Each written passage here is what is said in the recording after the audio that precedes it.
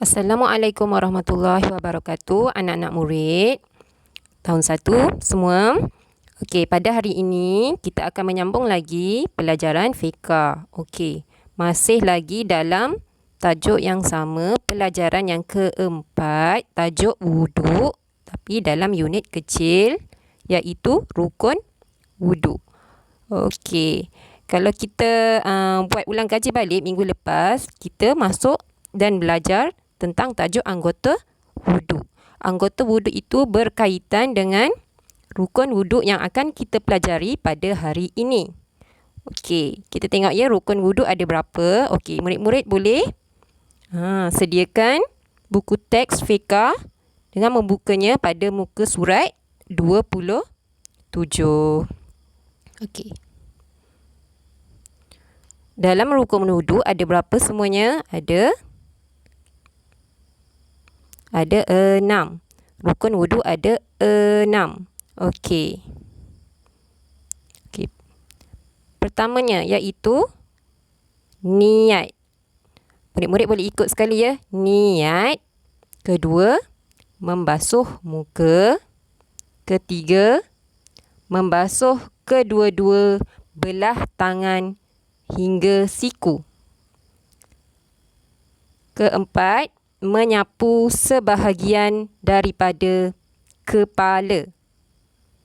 Kelima, membasuh kedua-dua belah kaki hingga buku lali. Dan yang keenam adalah tertib. Okey, rukun wuduk ada 6.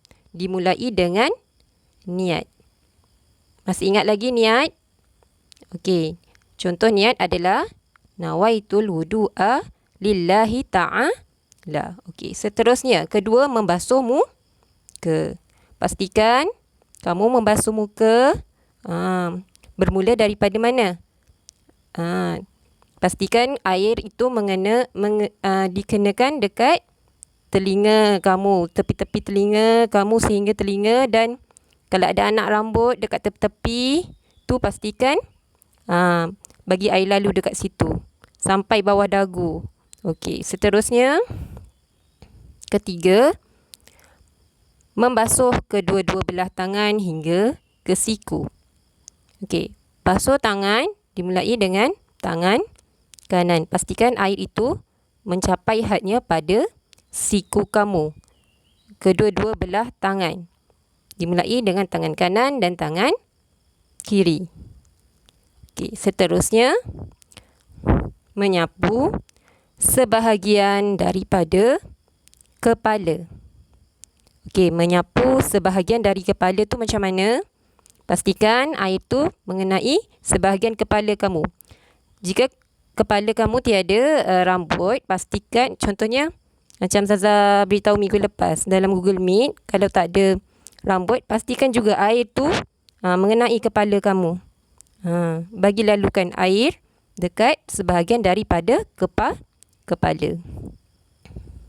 Okey, seterusnya yang kelima, membasuh kedua-dua belah tangan kaki hingga ke buku lali. Okey, dimulai dengan macam biasa kaki kanan, anggota kanan dulu. Anggota badan yang kanan dulu. Pastikan air itu capai sehingga ke buku lali. Okey, dan yang terakhir sekali adalah tertib. Okey, murid-murid tahu apa maksud tertib? Okey, tertib itu adalah mengikut turutan. Okey, kalau dalam ni adalah turutan rukun wuduk, betul tak? Jadi, kamu perlu ikut tertib ni lah, turutan ni. Yang dimulai dengan pertama, niat. Kedua, membasuh muka. Ketiga, membasuh kedua-dua belah tangan hingga ke siku. Keempat, menyapu sebahagian daripada kepala. Kelima, membasuh kedua-dua belah kaki hingga buku lali. Dan terakhir sekali adalah tertib. Jadi, itulah namanya tertib. Ikut turutan. Pertama, kedua, ketiga, keempat. Faham murid-murid? Okey, kalau kita dah faham, kita aplikasikannya dengan membuat latihan. Okey, murid-murid boleh membuka buku PBD pada muka surat 35. Okey, arahan dia apa? Okey, gunting dan tampal keratan pada muka surat 55 di ruangan yang disediakan. Okey, kat sini arahan dia apa?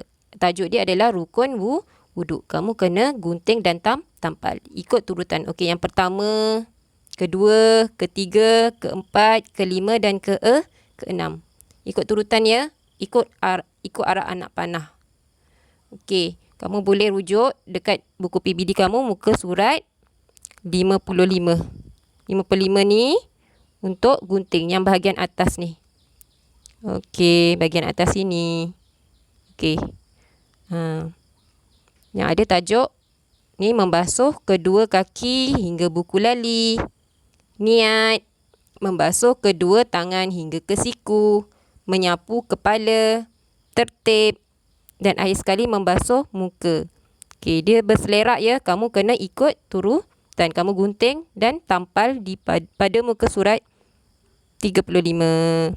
Okey, itu sahaja untuk PDPR kali ini. Saya harap kamu dapat sesuatu daripada sesi pengajaran hari ini. Okey, sebelum tu, kalau dah siap, jangan lupa hantar tugasan pada Telegram Ustazah. Okey, sekian. Terima kasih. Assalamualaikum warahmatullahi wabarakatuh.